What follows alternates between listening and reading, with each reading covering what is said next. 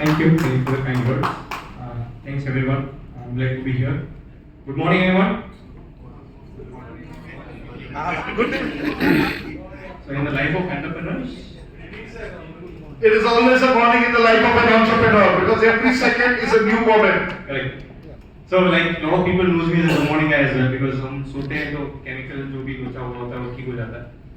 And then morning we are fresh. Right? And when we are into business, it has to be good morning all the time. So good morning everyone. Good morning. So metallurgy, people go to them. I'm a mechanical guy, but unlike them, I still trying to understand why I did that. I don't know how many of you are like me. जिसको नहीं पता था कि वो graduation जो भी किया वो क्यों किया. But I guess that is how my journey started. I'm not going much into it, but I'm born and brought up in a small town, place called Upleta. The city that I live in is called Rajkot. So it's even 120 kilometers from there. And hardcore Gujarati medium student. I studied in a vernacular language throughout. Maybe visiting IITs and IIM might have been a complexity that I had in my early childhood time as well. But yeah, I mean, he sorted out his IT Bombay journey. And as I said, I'm still trying to understand why I did that. But cutting story short, I consciously wanted to understand that how this business team works. So eventually went into MBA, did MBA oil and gas. So जब job चल रही थी तो lot of PSUs were coming for campus placement. 2008-10 के time पे they were offering 12, 13, 14 lakhs. And I was not sitting in a campus placement. People were saying कि ये बंदा क्या कर रहा है. So then I wanted कि मेरे को वो जॉब करनी है जहाँ पर मेरे को समझ में आए कि ये 500,000 करोड़ का डिसीजन मेकिंग करते कैसे हैं. मैं furious था कि how people decide. So somehow one company was offering a corporate planning job, much lesser salary than the PSUs were offering. So he picked double the salary. I guess I picked 60-70% of the salary that they were offering. So I came down. The job was corporate planning. It's more about taking a decision on what should be the next project, where to spend money, what to do. So more about market feasibility, financial feasibility, and all. So I learned decision making of a project between 100 crore to 12,000 crore. That was my job. So I became good with numbers. And then parallelly I wanted to be an entrepreneur. So I decided that I'll work for 3 years, understand how money decision making happens, and then I'll leave and start my company. So because I decided for 3 years, I left job in 3 years and 1 day. Sundays को really नहीं करते. तब नहीं पता था कि 30 साल में Sunday आ रहा. And then lot of people asking मैं क्या करने वाला हूँ. बोला कि मैं अपने city जाऊँगा, which is Rajkot, and I don't know what I'm gonna do. I'll figure it out. So वो बोलते थे कि बता दो कि कहाँ जा रहे हो. हम वहाँ पे कुछ बोलेंगे नहीं. But at least share कर दो कि तुम क्या करने वाले हो. I was saying कि I genuinely don't know कि मैं क्या करने वाला हूँ. मुझे इतना पता है कि मेरे को नौकरी मिलेगी वापस. अगर मैं चाहूँ तो वापस जाना है, तो छोड़ दी. तो परमानेंट सरकारी नौकरी, मैं come from my mom did a government job. मेरा सरकारी लगा था तो सब कुछ थे घर पे. तो छोड़ दिया तो सब परेशान है कि क्यों किया. But cutting story short of the journey.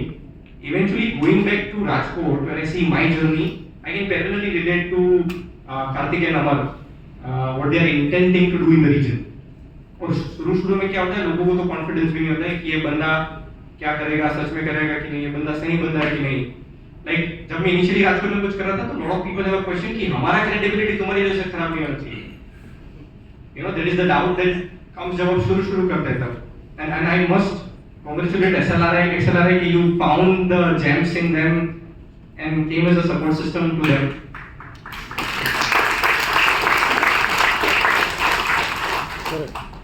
So just to share quick things, कि lot of people are saying तुम राजकोट के लिए क्या करोगे? And then I started thinking कि राजकोट दुनिया के लिए क्या कर सकता है? And I guess that is where we need to change a gear a bit, even in the Jharkhand as well. हम J4 JRD टाटा के बर्थडे के दिन पे मिले, हम J4 झारखंड में मिले, हम J4 जुलाई में मिले. और मैं बैठे भी ये सोच के हंसता था कि मेरा नाम जेब से जतिन के तरह भी है.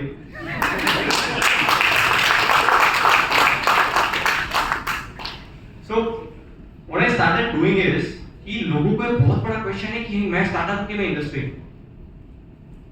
राइट. और अभी तक लोगों को लगता है कि स्टार्टअप मतलब somebody started something new startup. तो लोग बोलते हैं कि हम इंडस्ट्री और स्टार्टअप को कनेक्ट करेंगे, मैं हमेशा कंफ्यूज रहता था। तो एक्चुअली लोगों से बोलता था कि आप स्टार्टअप हो गया, आप इंडस्ट्री। तो स्कीम मिलती है तो स्टार्टअप है, स्कीम नहीं मिलती तो इंडस्ट्री।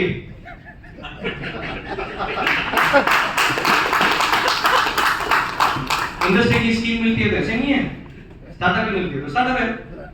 तो एक फाइट चल रही थी कि हम स्टार्टअप नहीं है, हम स्टार्टअप मत बोलो, बड़ी कंपनी है। Then eventually this same people started saying कि हम भी स्टार्टअप है। तो आज भी कंफ्यूजन है।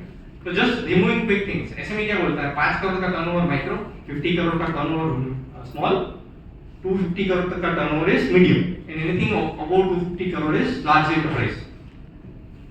सो सेम डेफिनेशन स्टार्टअप में भी है, फिर अंत में आईपीओ होता है, राइट? स्टार्टअप में भी सेम है, pre series A, series A, B, C, D, E, F, IPO. मैं कंफ्यूज होने लगा कि इसमें अंतर क्या है, हाउ टू डिफरेंशिएट। मतलब कोई रीजन से स्टार्टअप थ्योरी बाहर आता है और उसी जगह पे इंडस्ट्री बोलता है क्या, मेरा तो 2000 करोड़ का टर्नओवर है, तो मेरे को इतना फुटेज क्यों नहीं मिल रहा जितना स्टार्टअप को 100 करोड़ मिल रहा है? क्वेश्चन भी सही है। So I started visualizing it, going deeper. So I actually started meeting people from across the world. So just to share, I met startup ecosystem player from 100 plus countries in person. Or I started asking, what is happening in the world, how it is happening, actually startup ecosystem क्या है? तो मैं हमेशा थोड़ा ahead था startup ecosystem समझने में। I was talking about open innovation competition, corporate innovation, startup way back in 2009. अब से 15 साल पहले, I was like an alien in the world practically. But then I realized कि SME और स्टार्टअप को डिफरेंशिएट करना है ना, तो कोई डेफिनेशन तो चाहिए कि डिफरेंशिएट कर सके। So then I realized and started telling people कि माइक्रोसॉफ्ट पहले MSME था और लार्ज एंटरप्राइज था, फिर वो स्टार्टअप बना। माइक्रोसॉफ्ट स्टार्टअप समझ नहीं आता, राइट? हम 5 ट्रिलियन इकोनॉमी काउंट कर रहे हैं और हम नजदीक पहुंच गए as a country. So unicorn startup सबको पता है? 1 बिलियन, उससे नीचे पता है 100 मिलियन को क्या बोलते हैं, और 10 मिलियन को क्या बोलते हैं? 10 मिलियन को पोनी स्टार्टअप बोलता है, 100 को सेंट्रल बोलता है, 1 को यूनिकॉर्न बोलते हैं। यूनिकॉर्न पॉपुलर हो गया, बट एक टर्म है ड्रैगन स्टार्टअप, इसका वैल्यूएशन $1 ट्रिलियन प्लस है। Microsoft is a dragon startup. मैंने बोला ऐसा कैसा? तो अपना इंडस्ट्री वाला भी ड्रैगन बन सकता है, यूनिकॉर्न बन सकता है। How to define it? So if your resource utilisation goes down and your scalability goes up, then you are startup. मतलब अगर तुम 10 बंदे रिक्रूट करो, 50 चीजें सेल करे, तुम 20 बंदे रिक्रूट करो, 130 प्रोडक्ट बेचे, तुम 30 बंदे रिक्रूट करो, 190 प्रोडक्ट बेचे, इट्स अ ग्रोथ। पर आप 10 रिक्रूट करो, 50 बेचे, 20 रिक्रूट करो, 300 बेचे, 30 रिक्रूट करो, 1200 बेचे, this is scale. So whenever you are reducing the dependency on resources, whether it's an infra, human, anything in that matter, machine, जहाँ पे आप resource dependency कम करते हो, तो scalability बढ़ती है। With me? And that's why पहले health, pharma वैसा था भी, health tech, pharma tech, deep tech, ये क्यों आ रहा है? Because tech is the one which can reduce the dependency on resources. This is the definition of startup. तब I realized that any MSME can be startup. It's a privilege. So then I started talking to all MSME in our belt. कि why don't you become a startup? बोलते इसके लिए क्या करना होगा? Scalable होना पड़ता है। तो that is one game. फिर तो जो Fortune 500 को समझ में आ गया, वो SME को नहीं पता था, जो टाटा रिलायंस महिंद्रा करते थे, कि Fortune 500 में 60 इयर्स का लाइफ साइकिल होता है। एंड लोग बोलते हैं कि 3rd जनरेशन के बाद बिजनेस बंद हो जाता है। So average life cycle of business is 70 years. तो they came together as a corporate, all Fortune 500, and उन्होंने कहा कि हमारे साथ ये क्या हो रहा है, सब हमारे तरफ आ रहे हैं, and how to stay on the top, how we can keep on going। उसका जवाब है कॉर्पोरेट इनोवेशन। बहुत सारे लोगों को रीजनिंग नहीं पता है। तो दो ही चीज थी कि एक कि हमें जो लड़ सकता है, हमें जो फाइट कर सकता है, हमारे सेक्टर को कोई लड़ सकता है, जो प्रॉब्लम क्रिएट कर सकता है, या तो फिर हमारे बिजनेस को या सेक्टर को प्लस कर सकता है। 1 person, small group of people, micro small medium company, जो हमें या हमारे सेक्टर को प्लस या नेगेटिव में ले जा सकते हैं। वैसी कंपनीज को आइडेंटिफाई करने का कल्चर नहीं, और अगर आइडेंटिफाई हो जाए तो फाइट करने का कल्चर था। प्राइस वॉर, मार्केट से कैसे हटाया, उसको बंद कैसे करवाया, right? That was the traditional way of attacking it. Corporate innovation came as an answer कि जो भी लोग या जो भी कंपनी आपके बिजनेस को नेगेटिवली या पॉजिटिवली इन्फ्लुएंस करे, उसके साथ कुछ करो। वेंडर बनो, वेंडर बनाओ, जेवी करो, पार्टनरशिप्स करो, मेंटर करो, एडवाइस करो, मेंटर लाओ, एडवाइजर लाओ, स्ट्रेटेजिक पार्टनरशिप्स करो, एक्विजिशंस करो, इन्वेस्टमेंट्स करो। And this is the game what bigger companies started doing. Google करता था, Amazon करता था, Apple करता था, eventually Reliance, Tata, everybody started doing it, which MSME doesn't do. but applicable same. So that is what we started penetrating in our wealth. And then वो बोले कि तुम राजकोट में क्या करते हो? बोलता हूँ नहीं राजकोट नहीं, राजकोट दुनिया में बहुत सारी चीज कर रहा है. Because we are an industrial belt, we are an entrepreneurial belt at large. और हम as a Jharkhand industry और Jharkhand large enterprise और medium enterprise और small enterprise और migrant, अगर ये चीज हम समझ गए कि there is something called SME innovation can be done as well. क्या करना है? मेंटर बनना है, इन्वेस्टर बनना है, पार्टनर बनना है, स्ट्रेटेजिक पार्टनर बनना है, जीवी करना है, इन्वेस्टमेंट करना है. If we start doing it in other companies and we also start doing for our companies as well. तो compliance क्लियर करके टैक्स वैक्स भर के फंड रेज करना, कोई हमारी कंपनी में इन्वेस्ट करे, कोई हमारी कंपनी एक्वायर कर जाए, that is also a good route to go. Am I making sense? So how as a Jharkhand as a region हम ये मॉडर्न गेम को बेस्ट हमारे लिए यूज करें.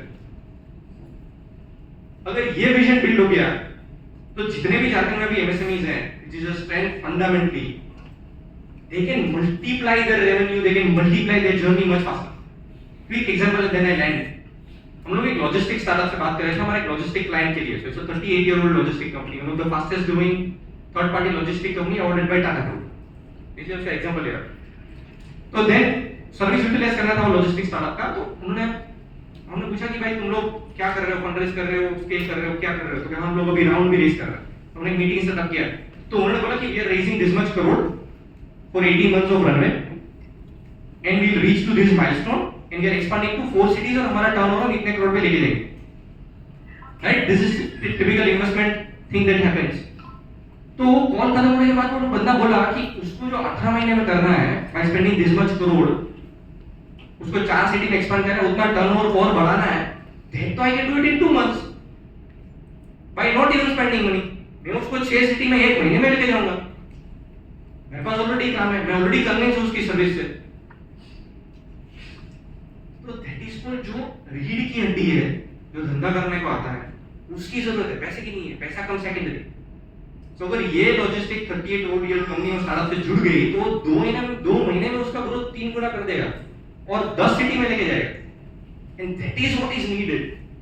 तो speed, acceleration, and that is what we are supposed to do as a startup as well, and that is what where MSME as a whole we need to evolve in that direction, and our country is still evolving. SME को ये genuine ये जो मैं बोल रहा हूँ नहीं पता.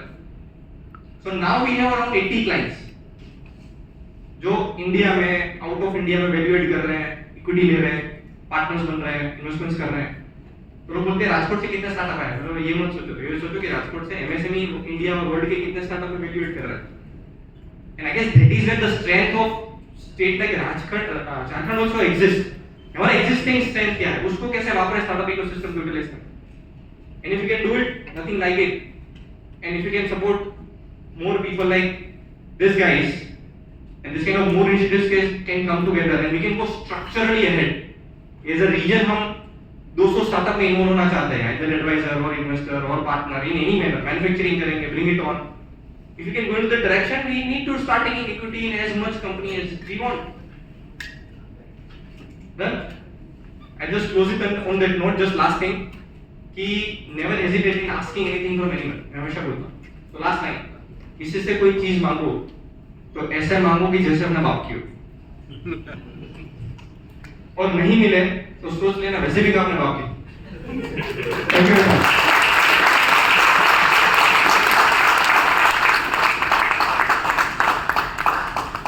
Well, I'm sure all the people who attended this session in the morning